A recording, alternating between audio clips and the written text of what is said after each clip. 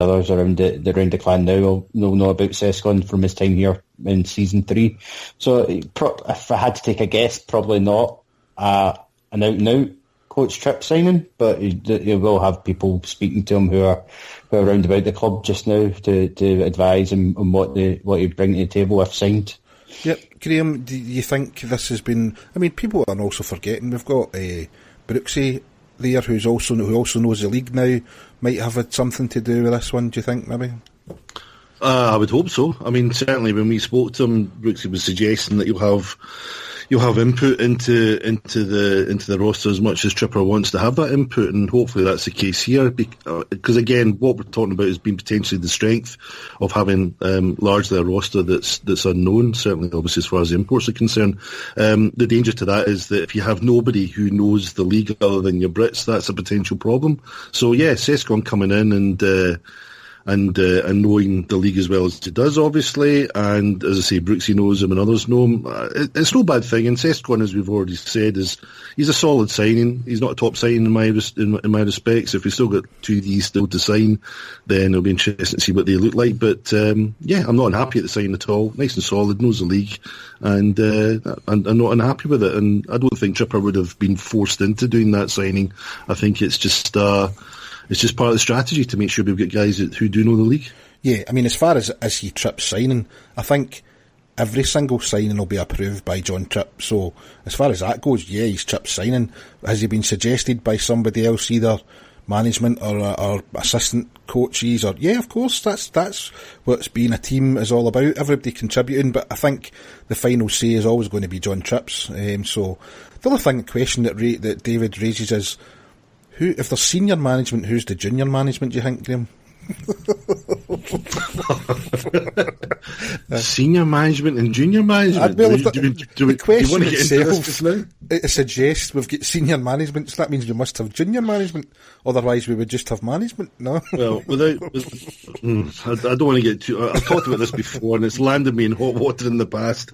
I think the issue with us as a club, not the issue, the setup as it stands is you've got you've got 3 levels. You've got the coaching staff, you've got the management, and then you've got the owner.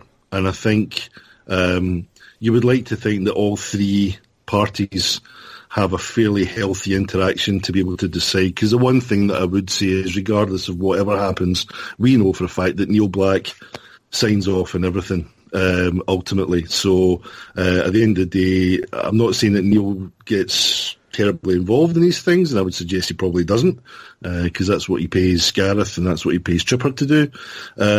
But I think as long as all 3 levels are working well together, then that's fine. It's when there's disagreements. Now, I don't want to start getting back into season 3 again, but it was well documented at the time, and subsequently some things were confirmed that maybe were just rumours, but ownership got involved in that season 3 and it didn't do anything to help matters. So I think hopefully the lesson was learned from that.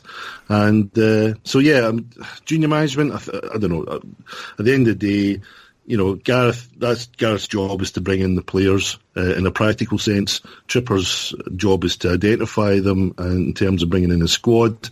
And as I say, Neil Black has to sign off on them. So as long as those 3 parties are all working well together, then hopefully everything's fine and dandy. You take my questions far too seriously sometimes. Well, it's a serious point, though. It's a serious point, and it's probably one we could fill a 60-minute show with. I've been flippant about it before, and it's landed me in trouble, so there you go. Yeah, there was a few things going on in the forum about how some people were making the suggestion that we wouldn't progress until Neil Black sold the club, because they felt that we would always be the secondary team, and there's a lot of stock in that opinion, because how much Neil Black gets involved seems to vary from depending on who you talk to and the stories you hear, and sometimes you hear he's not involved at all, sometimes you hear he's sticking his nose in where it's not wanted. At the end of the day, it's his hockey club though, isn't it? Oh, exactly. Can I just make a quick point before Stephen comes in, though? Just on that one bit, and I do need to mention budget, and again, this is something that I mentioned a lot about last year. Subsequently, I think it's fair to say I was proven right, but the big question mark over the roster for this season, while we're still waiting to have it completed, is what is our budget going to be for this year? Because at the moment, the fear, certainly my fear, is that we have the same kind of budget as last year, but it's the budget that was after Ulmer and Hendricks left. Because I think our budget outlay was far different while those two were signed up and on board compared to after they departed. So what kind of budget have we got? If the decision was taken to run with the same budget as last year after those two had left, then that's a fairly big reduction over what we started last season with, and that's what I would hope would not happen. Because again, my overall fear is we can't afford, as a fan base, as a club, to have a team that's just going to be out there to compete for the Scottish Conference. The expectations are far too high, irrespective of new coach or anything else. Expectations are far too high, and if they want to keep the numbers up, we need a team that's going to compete, and we need a budget that's going to be receptive to that. And as we were always promised would happen with good crowds, and as I say, we get new season ticket record now, so fans expect there to be a return on that. So you would hope the budget is kept at a reasonably high level in that respect. The problem being, though, last year's average attendance dropped, bucking the trend of the league. So surely you could be right, but it'd be based on... Well, that's what happens when you have a team that doesn't perform. Yeah, absolutely. But then in that case, if the budget was to increase it, the slack would have to be picked up by income from elsewhere, which would be sponsorship. And I'm not seeing anything to suggest that sponsorship has gone up. In fact, we lost a sponsor. Not only were we losing players to Glanchester Storm, we're losing sponsors to Glanchester Storm as well. Just Employment Law, who were a sponsor of the Clan last year, are now sponsoring the Storm this year. You have to suggest that that's probably an ex-coach move as well. They've obviously felt that they will get better value for their money there, which is bit worrying, Stephen. It is, but but that's another thing we're never going to know the ins and outs of. Never. Really, isn't it? We can all speculate on what's happened there, but at the end of the day, all we know is that for whatever reason, a sponsor's decided that they don't want to sponsor this team anymore, and they've followed the ex-coach and players to another team, which is a bit of a worry. But considering their other sponsorship portfolio as St Mirren and Partick Thistle. In this part. I was about to say it. You're thinking, why? Something must have went wrong. Anyway, we wouldn't dwell on that because you're absolutely right. We don't know the story. And for the sake of balance, we have had some new sponsors join in. I've seen the announcements, so it's not as if we've had no new sponsorship come in at all. So we're never going to know what the figures look like, but it doesn't look great, but it's not terrible. So we'll see what happens. Yeah, I think you might be right. I don't think the budget will have went up. Let's put it that way. Moving on. Eat Sleep UK Ice Hockey asks, what do you guys want to see from our final imports? He thinks we need a bit more experience in those special, inverted commas, players still. Stephen, as I said earlier on, we've got 2D to sign, 5 forwards. What kind of players are you looking for, given the balance of what we've already got? I think we've not really... I know Mbak, or however you say his name is, he's had a good scoring record in the ECHL, but I don't think we've really got that great out-and-out scorer, like a Scott Pitt type, who's got to bang in the goals if the chances are created. So I'd like to see a couple more goal scorers. A big stay-at-home D-man would be good as well. I'm honestly thinking, and this is just me guessing, I've no idea obviously, but I'm thinking that we've signed Sescon is to play the import role beside Sullivan, rather than being one of the top 2 or top 4 D-men. So I'm looking for another couple, ideally, big stay-at-home D-men to make sure that there's no nonsense when the goalie's making a save and no rebounds, or if there's rebounds that they're dealt with. So that's what I'm looking for. I know a lot of people are looking for the big name signings, but after last year's disaster with the big name signings, for one reason or another, I'm not overly bothered. Plus, in how big is a big name signing over here outside a guy who's got extensive NHL experience that you're likely never going to have heard these guys. I'd never heard of Scott Pitt before he signed for the Clan, so these guys have gone on to be great players for the Clan. I've not really known anything about before, and you could say that the big name signings we got last year didn't perform for whatever reason. So, I'm not too bothered about that. I know people like to latch onto it, but I'm just hoping that we see a good team sorted out. Just a hard working team that will bring entertainment. As long as I get that at the end of it, there's nothing I'm overly looking forward to. Yeah, or looking for in the final signings, but just a good team would. It's a small ask, but after last year, that's all I want.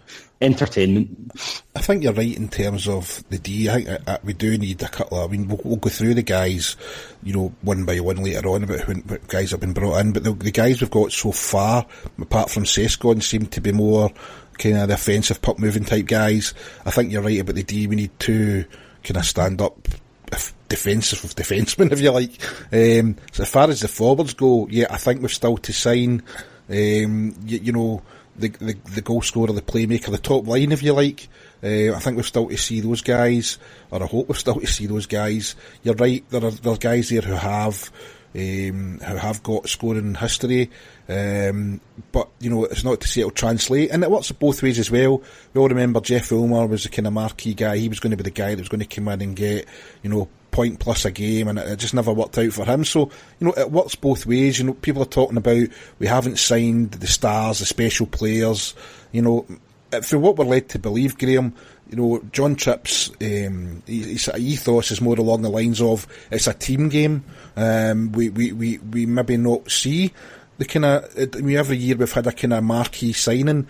Last year was probably Rosehill. I don't think we're going to get that this year. Do you?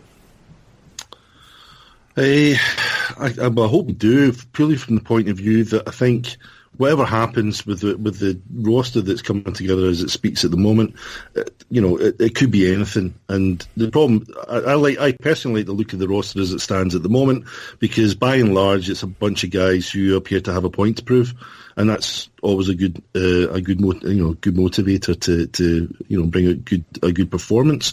But if it doesn't work, it can be an absolute disaster.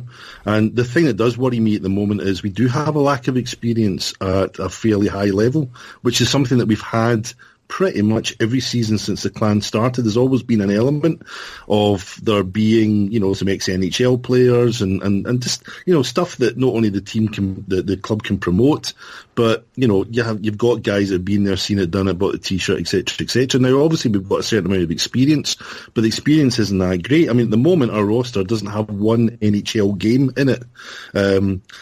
361 AHL games, but Brooksy's 262 of those. 73 DEL games, they're all Brooksy. Allsvenskan, which is the second division within Sweden, you've got Bert and Embach who have had games there, but that's kind of it. After that, you're in with the ECHL and DEL2 side level of things, and at the moment, this is what we're saying. I think you need experience. A certain proportion of the roster has to have experience of playing and hopefully being reasonably successful at a reasonably high level, and this is what we don't have right now. So, yeah, okay, the Ulmer experience was a lesson because he came in, as you say, as a marquee signing and it didn't work out. But the problem is that if that frightens you off, then you just don't have any marquee signs at all, and you just decide to walk away from that, I don't think that's necessarily the answer either. So, with 7 imports still to come in, it'll be interesting to see, but I certainly hope there's, I don't know, two or three of them that we can regard as being fairly big name signs. We know we've been hit by Brexit and the impact that's had on the exchange rates and what have you. So, probably our buying power is not what it was, and that applies to all the clubs, obviously. But so I'm not necessarily expecting, a kind of an ex-NHL reasonably level type player, but I'd like to see some element of that type of experience come into the squad. Because again, if that doesn't happen, then again, fingers start to get pointed at the budget. Well, can we just not afford guys like that? And going back to what I said before, I just hope that we don't start talking about the fact that the budget is not what it used to be, because that's not where we want to be heading as a club. So, yeah, we need, it's like we said, we need that top line, or top lines as it is on the forward side, a couple of good D-men, and I agree with what you guys are saying, preferably, stay-at-home D-men. Our squad isn't particularly large, and we know if you look at some of the other rosters, there's a lot of size there, which, size can be important sometimes, despite what my wife tells me. So, it's just, it could be anything at this moment in time. It still could be anything. As the remaining imports come in, then we'll start to learn exactly what this squad is obviously going to look like. But at the moment, it's definitely not there. So fingers crossed we get some kind of